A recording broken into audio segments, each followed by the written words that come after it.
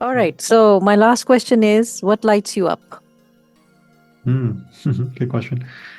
Um, well, I would say, and I don't mean this just for the sake of saying it, but really, I think the thing that lights us all up ultimately is connection with our Lord, Allah, in whatever capacity. That could be again appreciating nature.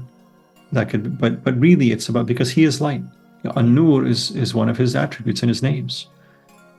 And so, literally, what lights me up is being in the company of good people, Mm. being in the company of pious people, of saintly people, of holy people, of sincere people, of worshiping people, and also, remembering, being engaged in meditation and in dhikr. Like this actually brings light into the soul.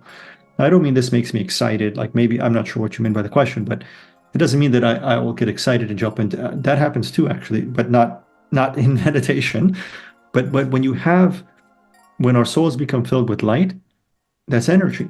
Going back to Yes. energy, that's energy Mm. that then does manifest as joy, as buoyancy, as exuberance, as freedom, a freedom of the soul. And so all of that comes from our connection to our Creator.